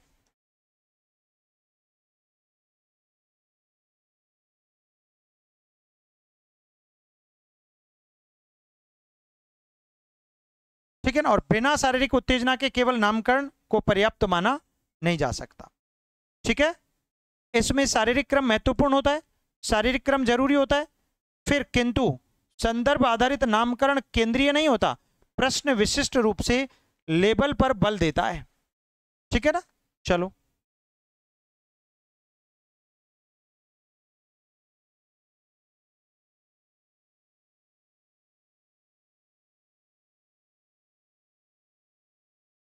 कोई बात नहीं, गुड लक बेटा। भावना में शारीरिक परिवर्तन, विद्यालय प्रसंग में भय और क्रोध का सर्वोत्तम भेद क्या है? विद्यालय प्रसंग में भय और क्रोध का, है ना धमाका प्रश्न, बोलो। हर बार समान स्वायत्त प्रतिरूप, या फिर संदर्भ अनुकूल स्वायत्त परिवर्तन और क्रियात्मक तैयारी, या केवल चेहरे की पेशियां, केवल हार्मोन, ये तो उड़ा दो, देखते ही उड़ा दो, केवल दे दिया तो बचता कौन है बेटा? बी बचता है। भय और क्रोध बेटा संदर्भ के अनुकूल चलता है ना, स्वायत्त परिवर्तन, और उसके बाद फिर क्रियात्मक तैयारी होती है, फिर एक्शन होता है। ठीक है ना, फिर एक्शन होता है। देखो भाई डिटेल से पढ़ो। वास्तविकता में स्वायत्त प्रतिरूप संदर्भ और क्रिया तैयारी के अनुसार बदलते हैं, हर बार एक सा में नहीं होता। भय में प्राय परिहार, भागना, अरे अलग होना, जब डर लगेगा ना क्या करोगे, वहां से फूट जाओगे, भाग जाओगे, की तैयारी के अनुरूप परिवर्तन, हृदय गति, रक्त प्रवाह का पुनर्वितरण आदि होता है, प्रमुख होते हैं। क्रोध में सामना आक्रामक तैयारी के अनुरूप भिन्न विन्यास दिखाता है ना, क्रोध में भिन्न विन्यास। विद्यालय प्रसंग जैसे परीक्षा अनुकूलता, आकुलता बनाम अन्याय अनुभव में यह विभेद स्पष्ट देखा जा सकता है। बड़ा सिंपल है, ठीक है, आसान है। चलो, चेहरे की अभिव्यक्तियां सहायक संकेत हैं, पर समूचा भेद केवल यही सीमित नहीं है। हार्मोन महत्वपूर्ण तो है, पर निर्णय बहुकारी का है। तंत्रिका स्वायत्त, संज्ञानात्मक और प्रसंगीय घटक साथ मिलकर भेद रचते हैं। और ये एक और आसान क्वेश्चन आ गया। प्रश्न, किस सिद्धांत के अनुसार एक साथ भावना का अनुभव और शरीरगत परिवर्तन एक साथ घटित होते हैं? एक साथ, साथ साथ, अभी तो बताया था, सिंपल है। क्या है? सिंपल है। जेम्स लेंगे में ना बाबा ना, इसमें तो पहले क्रिया, शारीरिक क्रिया प्लस फिर उसके बाद भाव होता है। सेक्टर सिंगर में क्या होता है? पहले हृदय शारीरिक संबंध में उत्तेजना होती है, फिर उसके बाद लास्ट में अंतिम में पहचान नामकरण भी होता है। तो यहां भी गलत हो गया। कैननबार्ड ये रहा, दोनों साथ होते हैं। ड्राइव घटाव ये तो किसका है? सीएल हल्का है ना, सिंपल। सी आंसर लॉक कर दो। चलो बेटा यह है, अब देखो ध्यान से पढ़ो, आसान है ना। यह दृष्टि क्रमबद्धता पर बल देती है कि पहले शरीर, जेम्स लेंगे कहता है, परिवर्तन होते हैं पहले शरीर में, उसके पश्चात उसी के आधार पर भाव की अनुभूति होती है, जेम्स लेंगे, उत्पन्न होती है। समकालिकता का समर्थन नहीं होता, समान साथ नहीं होता। यह विचार सेक्टर सिंगर शरीरगत उत्तेजना के साथ साथ व्यक्ति स्थिति का संज्ञानात्मक मूल्यांकन और करता है। हमेशा सेक्टर सिंगर में ये बात ध्यान रखनी पड़ेगी आपको, संज्ञानात्मक मूल्यांकन आएगा ही आएगा ही आएगा ही आएगा।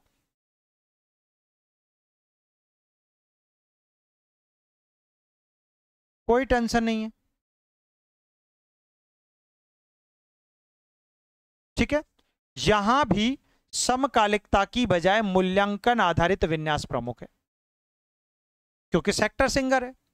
कैनन बार्ड ये रहा, यह सिद्धांत स्पष्ट करता है कि तंत्रिकीय प्रक्रियाओं के कारण शरीरगत परिवर्तन और भाव अनुभव एक ही समय पर घटित हो सकते हैं, अतः एक को दूसरे की शर्त नहीं माना जाता। विद्यालय या दैनिक जीवन में अचानक भय अवस्था में हृदय गति का बढ़ना और उसी क्षण भय का अनुभूति होना इसी समकालिकता का सुसंगत उदाहरण कहलाता है। ठीक है, यह प्रेरणा की व्याख्या में जैविक कमी घटाने पर बल देता है, भावना के समकालिक अनुभव का प्रत्यक्ष प्रतिपादन नहीं करता। बोलो, शरीरगत उत्तेजना तो है पर स्थिति अस्पष्ट है, परिवेश भय का है, संकेत देता है, और व्यक्ति भय अनुभव बताता है। यह किस निरूपण से मेल खाता है? जबरदस्त क्वेश्चन है यार, आसान प्रश्न है ना। स्थिति कैसी है भैया? अस्पष्ट है ना। परिवेश भय का संकेत देता है और व्यक्ति भय अनुभव बताता है। तो दिमाग लगाओ, जेम्स लेंगे परिवर्तन की भावनाओं को परिभाषित करता है? नहीं, इसमें तो पहले शारीरिक क्रिया होती है फिर भाव उत्पन्न होता है, हटा दो। कैनन बार्ड में दोनों एक साथ होते हैं, हटा दो। और सेक्टर सिंगर में केवल संज्ञानात्मक मूल्यांकन बिना शरीरगत, केवल भी ऐसे भी नहीं होता, शरीरगत होता है फिर संज्ञानात्मक होता है, उल्टा कर दिया। तो बचता कौन है? Sector singer. ये गलत धारणा है। सेक्टर सिंगर अविभेदित उत्तेजना तथा परिस्थितिजन्य नामकरण करता है।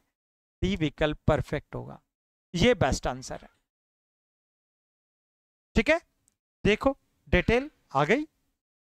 यह प्रतिरूप मान्यता है कि जब शरीरगत उत्तेजना अविभेदित हो, पता ही नहीं है कि कहां क्या हो रहा है ना, ऐसी स्थिति में तब व्यक्ति परिवेश के संकेतों के अनुसार उसका संज्ञानात्मक नामकरण करता है ना। कई बार व्यक्ति की बॉडी पेन करती है, अरे कमर में दर्द हो रहा है ना, पेट दर्द हो रहा है, या फिर हाथ पैरों में दर्द होता है, तो हम ऐसे तो कोई अंदाजा नहीं लगा पाते, संकेत देते हैं, अच्छा आज बादल हो रहे हैं ना, वो बादलों की वजह से ये फिजिक पेन हो रहा है ना, वो होता है। तो वहां पर आप संज्ञानात्मक नामकरण करते हैं और उसी के अनुरूप भावना का अनुभव करते हैं, उसी के अनुरूप आपकी भावना हो जाती है, वैसे ही रोना धोना शुरू हो जाता है,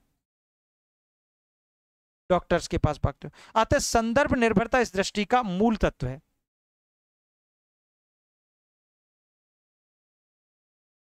ठीक है, यह विचार शरीरगत संकेतों को प्राथमिकता मानता है पर अस्पष्टता में स्थिति आधारित नामकरण की केंद्रीय भूमिका का स्पष्ट प्रतिपादन नहीं करता। यह समकालिकता बताता है, कैनन बार्ड तो बताएगा ही, पर यह स्पष्ट उत्तेजना को संदर्भ के आधार पर किसी विशेष भावना का रूप देने की प्रक्रिया का विशिष्ट वर्णन नहीं करता। ध्यान से पढ़ लेना इनको, एक एक को खोपड़ी में सेट करते जाना। यहां शरीरगत उत्तेजना की उपस्थिति अनदेखी हो जाती है, जबकि प्रश्न में उत्तेजना स्पष्ट रूप से विद्यमान है।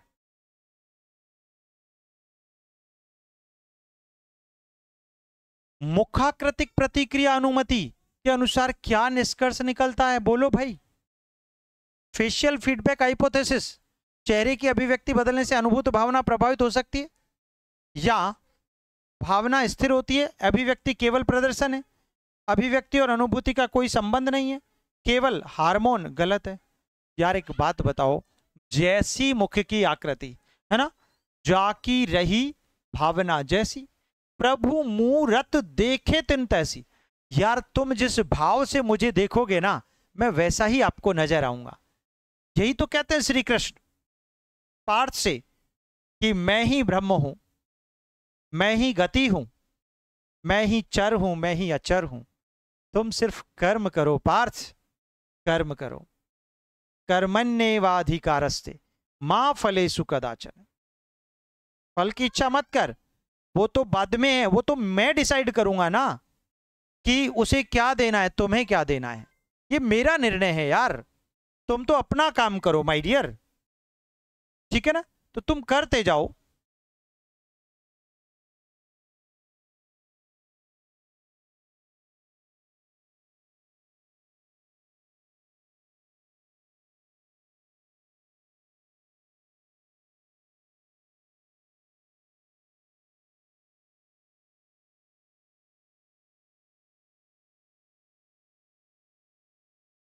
देखिए अभिव्यक्ति बदलने से अनुभूत भावना प्रभावित हो सकती है। डन डना डन डन, है ना।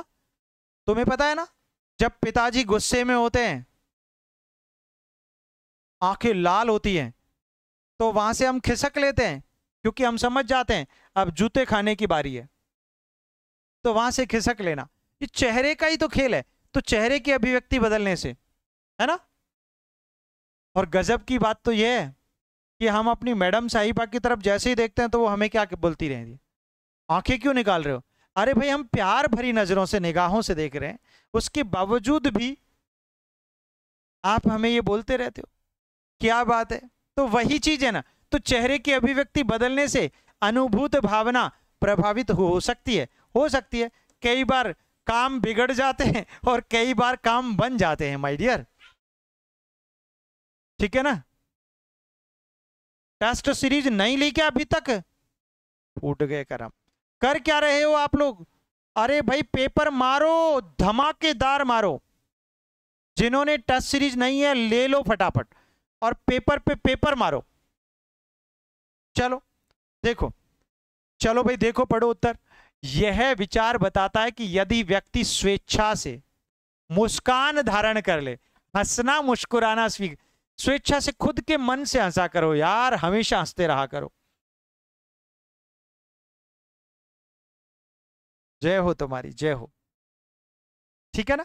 चलो, यह भाव मांसपेशियों का विन्यास सकारात्मक करे। यार जब चेहरे पर मुस्कान होती है ना, तो पता है क्या होता है, क्या होता है, आपके हाथ पैर प्रॉपर चलने लग जाते हैं। जो करना होता है ना वो सही ढंग से करने लग जाते हैं, ठीक है ना। तो हाँ, तो आंतरिक अनुभूति भी अनुकूल दिशा में परिवर्तित हो जाती है। हाँ, अर्थात शरीर से मन की दिशा में प्रभाव संभव है ना भैया। पूरी दिशा ही बदल जाती है जिंदगी की। इसलिए सदैव मुस्कुराते रहो। जो हंसता है ना वही तो फंसता है। फंसना मतलब लक्ष्य प्राप्त करता है। उसका मीनिंग हमारा नकारात्मक क्यों लेते हो आप। हमेशा पॉजिटिव लिया करो। Be positive, do positive and think positive. देखो यह कथन अभिव्यक्ति को केवल बाहरी प्रदर्शन मानता है। बाहरी नहीं नहीं नहीं नहीं नहीं, अरे अंदर का और शरीर मन के पारस्परिक संबंध को नकार देता है। गलत हो गया। यह संबंध विच्छेद का अतिवादी दावा है। विच्छेद नहीं करना, रे गड़बड़ हो जाएगा। अनुभवजन साक्ष्य अभिव्यक्ति और अनुभूति के पारस्परिक प्रभाव का समर्थन करते। पढ़ के जाना, ढंग से पढ़ के जाना। 55 कम है और धमाका करो बच्चे। हार्मोन महत्वपूर्ण है पर भावना बहुकारकीय होती है। केवल हार्मोन समझ लो। एक बात और बता देता हूं आज राज की। हमारी टेस्ट सीरीज में 30 पेपर है। कितने पेपर है? 30। हर एक पेपर में 100 क्वेश्चन। Total question 3000। जब एग्जाम में 3000 क्वेश्चन को 3 बार पढ़ के जाओगे, मतलब 9000 प्रश्न पढ़ जाओगे ना। एक प्रश्न को 3 बार पढ़ोगे तो 3000 9000 में कन्वर्ट हो जाएंगे। और उसके बाद एग्जाम देने जाना। जब एग्जाम में जाके बैठोगे ना, पेपर खोलोगे ना, तो भाई साहब दिल गार्डन गार्डन होगा। मेरे लिए थैंक्स निकलेगा। मुझे पता है, ये तो मैं कंफर्म जानता हूं, क्योंकि मैं स्वायत्त कारक को बहुत अच्छे से प्यार करता हूं, वो मेरे साथ हमेशा होता है। ठीक है ना? चलो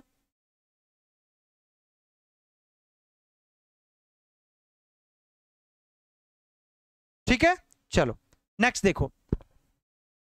समय दबाव में जटिल कार्य, समय के दबाव में जटिल कार्य किस उत्तेजना स्तर से प्रदर्शन सर्वोत्तम होगा? यह भी धमाका प्रश्न है बच्चे।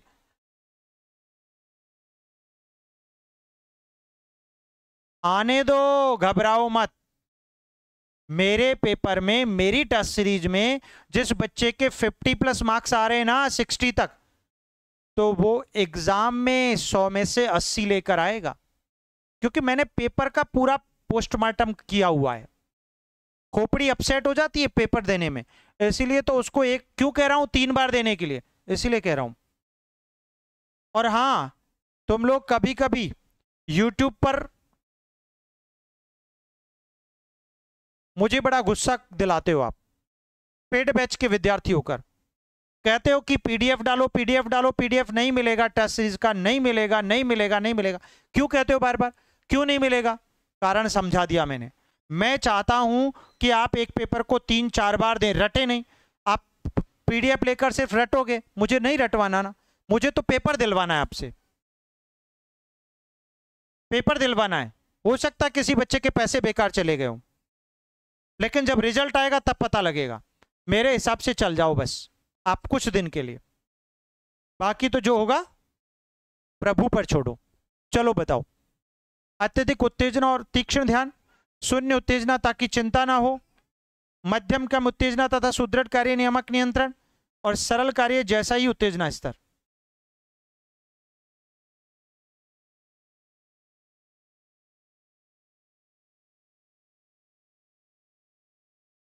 हट गए हैं? टेंशन ना करो। क्रैश कोर्स का पीडीएफ आपके बैच के अंदर है, तुरंत मतलब 10 मिनट के अंदर ही डल जाता है, इसलिए इसकी आपको गुंजाइश ही नहीं छोड़ता मैं।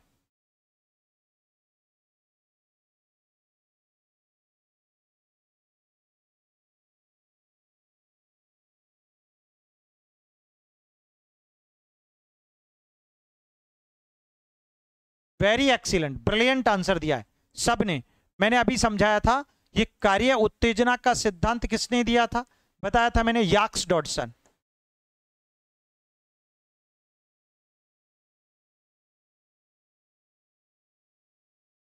ठीक है ना? चलो,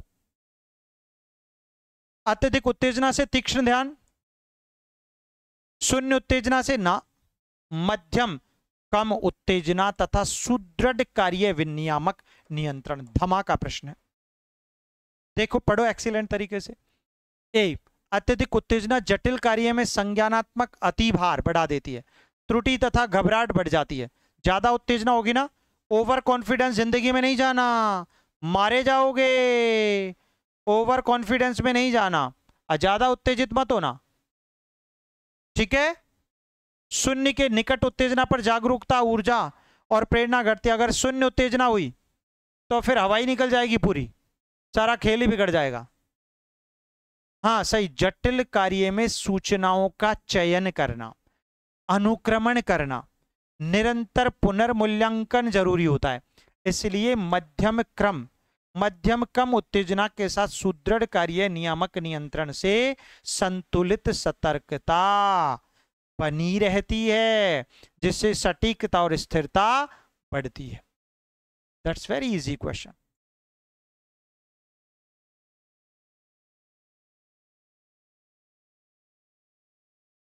सरल और जटिल कार्य की उत्तेजना आवश्यकताओं में भिन्नता रहती है, उल्टा पुल्टा हो जाएगा तो समान स्तर मानना अनुपयुक्त हो जाएगा। चलिए आज का अंतिम प्रश्न पढ़ते हैं, धमाका प्रश्न है बेटा। पूरा 20 और 5 क्वेश्चन एक्स्ट्रा मिलते हैं तुमको। क्यों मिलते हैं? ताकि तुम करो, पढ़ो उनको, पूरा यूनिट कवर किया जाता है।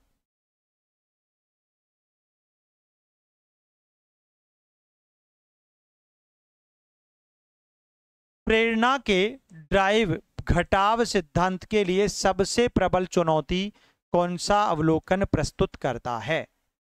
बोलो।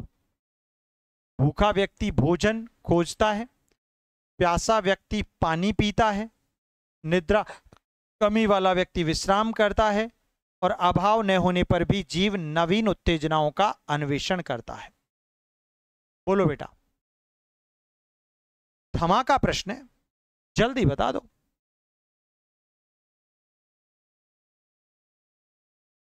इस क्लास का मीनिंग है ना, वो आपको एस्टेट के रिजल्ट पर ही देखने को मिलेगा, यूपी पीजीटी के रिजल्ट पर देखने को मिलेगा, बीपीएससी टीआरई के रिजल्ट पर देखने को मिलेगा, झारखंड पीजीटी के रिजल्ट पर मिलेगा। इस क्लास का औचित्य ही, ये क्रैश कोर्स इसीलिए नहीं लेकर आए हम, ये लेकर आए हैं, ठीक है ना, आपके लिए ब्रिलियंट आंसर चुना है। प्रेरणा का ड्राइव घटाव सिद्धांत के लिए सबसे प्रबल चुनौती कौन सा अवलोकन प्रस्तुत करता है? अभाव न होने पर भी जीव नवीन उत्तेजनाओं का अन्वेषण करे। बिल्कुल, अन्वेषण की बात जहां पर आती है समझ जाओ।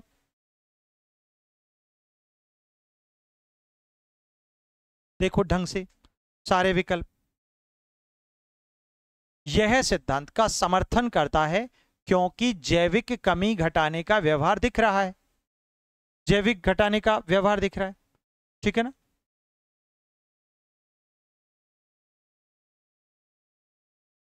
यह भी कमी घटाव के अनुरूप है, अतः चुनौती नहीं प्रस्तुत कर रहा। यहां भी कमी दिख रही है, ठीक है ना, सही है। जब कोई जैविक कमी न हो, नहीं हो, होनी नहीं चाहिए, यही तो कहता है।